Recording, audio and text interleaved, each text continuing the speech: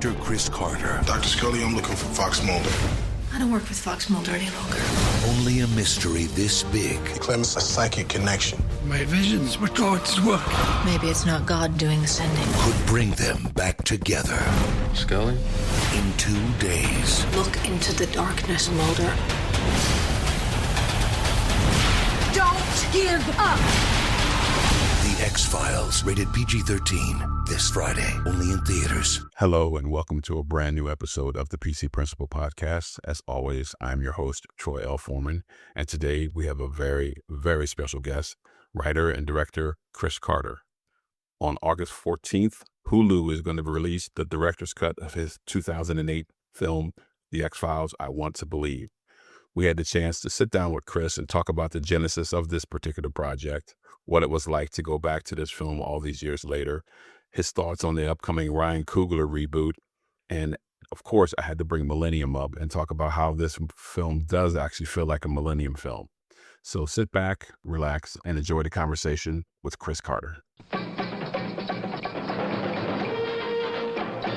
The following program was recorded on an earlier date for presentation at this time. First question I have for you, and I'm curious to know, for you as a filmmaker, what does it feel like being able to go back in, cut this film again, and release it all these years later?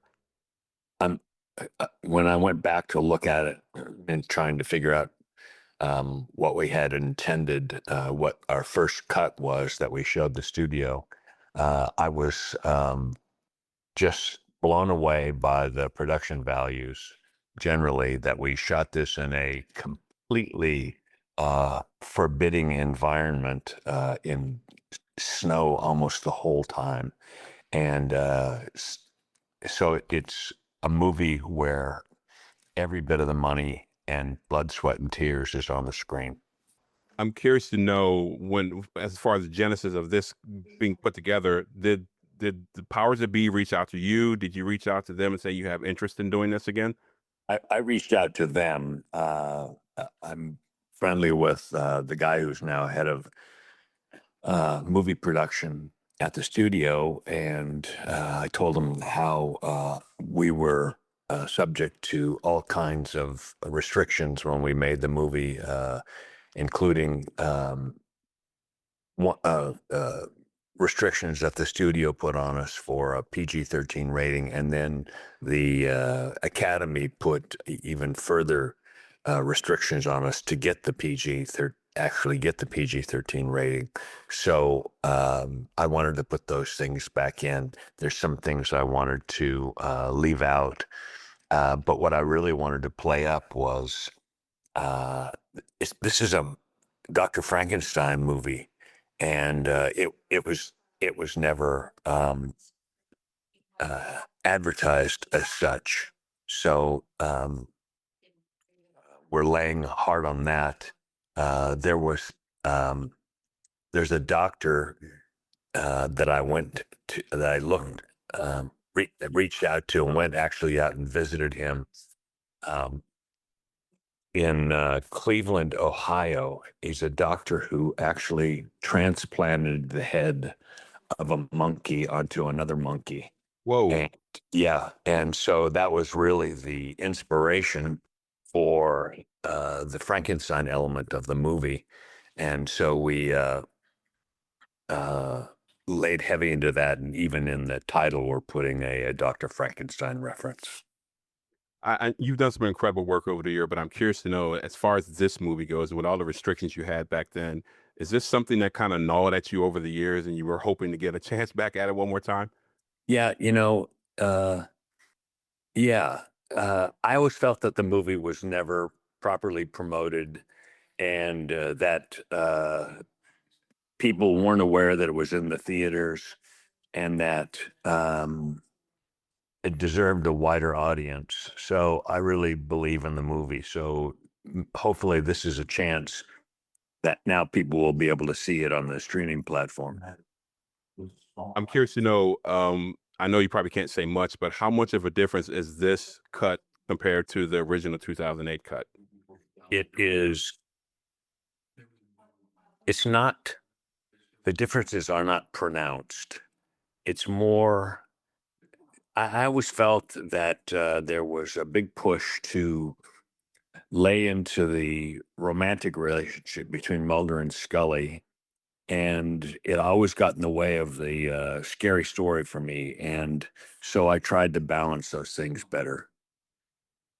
I'm curious, back in 2008, and I do remember this, and this probably has nothing to do with this cut, but I'm just curious to ask you. There was a photo that floated around with you holding, I guess, what was the head of a werewolf or something like that. Do you remember this? No, I don't.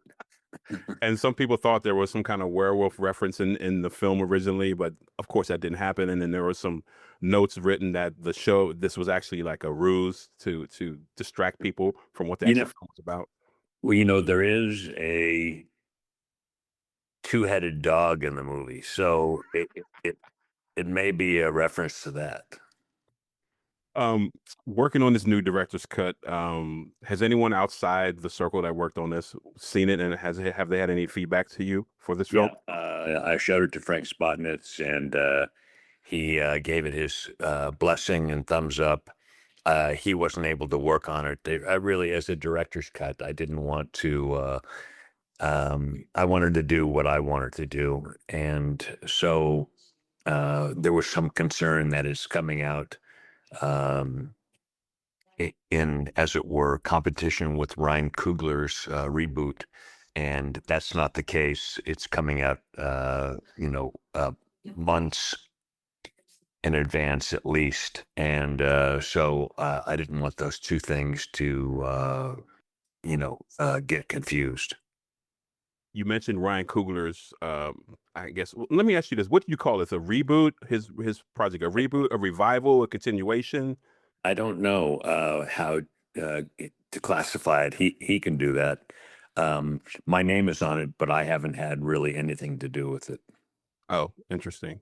Because there was reports that Jillian has read the pilot script and she gave it the big thumbs up. And I'm curious. I'm assuming you haven't read the pilot script either. I have not. Okay.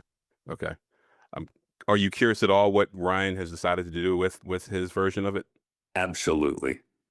If there's a success with Ryan's project, do you hope that may lead to maybe them coming back to you and say, hey, would you be interested in a third film? Or would you be interested in maybe another event series to maybe finish the story of Mulder and Scully, if that's possible? I don't know what the future holds. I'm really anxious to see the Coogler take on the show and how it will affect or not affect my ideas about going forward with Mulder and Scully. Because he has cast different Mulder and Scully. I don't even know what he's calling them. Yeah, I don't know how much one thing will influence another. There has been, and I don't know if you've seen any of this, but I've seen a lot of it. There's been a lot of backlash about this Coogler series already from fans. And Jillian basically said, guys, give it a chance. Let's take a look at it and make a decision from there. Your thoughts about the backlash before even shown yet? I don't want to tell people how to feel or how to respond. I have nothing but high hopes that it'll continue in the tradition of the show. Now, I'm the biggest fan of one of your other shows, MIllennium, obviously. And for years, I felt, and a lot of people feel, that this movie easily could have been a MIllennium film if you dropped in Frank Black and Emma Hollis, because it has that feel and it has that tone in the film. What are your thoughts on that? I never thought of that. Yeah, it's kind of it's got a MIllennium vibe to it. Yeah, I think that's astute. One of the big through lines when it comes to your projects, especially with the X-Files, is Mark Snow. And unfortunately, we lost him recently. Yeah. Did you get to use any new music from him that you had maybe in the vault, or any unreleased stuff for this project?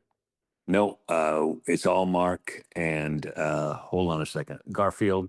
Yeah. We didn't use any new Mark Snow music in the director's cut, did we?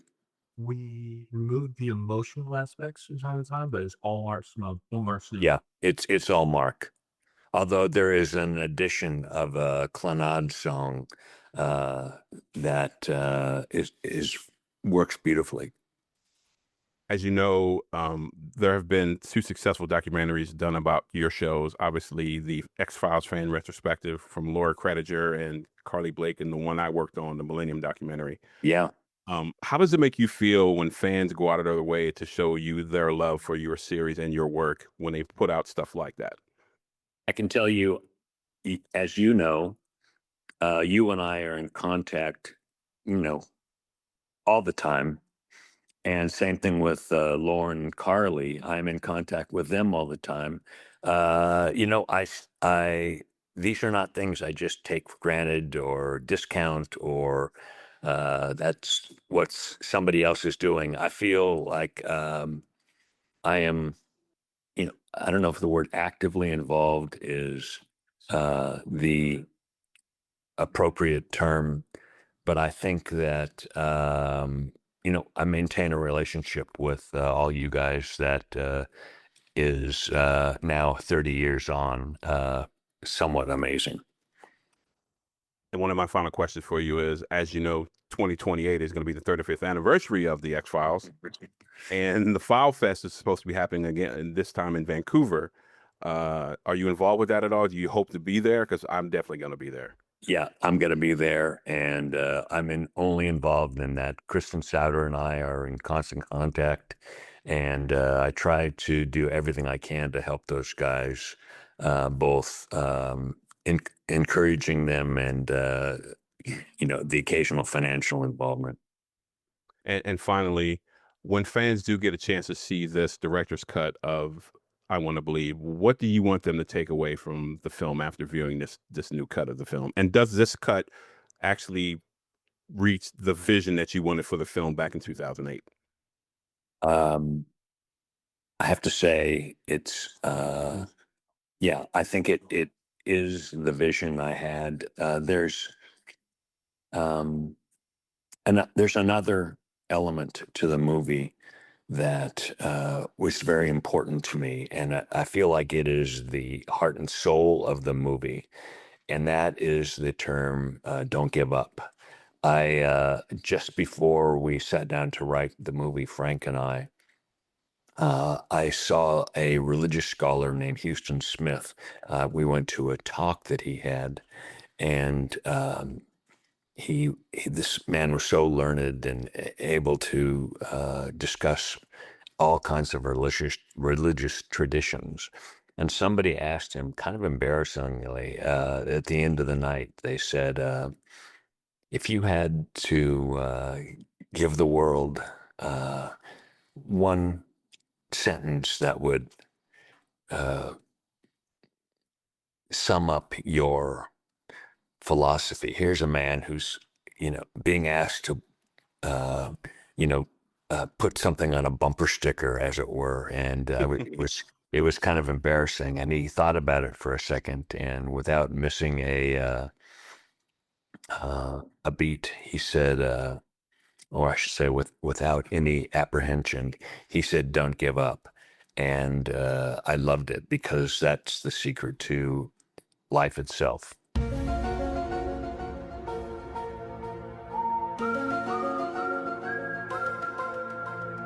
And there you have our interview with writer-director Chris Carter. A huge thank you to Chris for taking the time to chat with me. And to be honest, it sounds like he was actually still working on the film during this interview. So Chris, kudos, and thank you again for your time. Thank you all for taking the time to tune in and listen. Appreciate you. Catch you next time.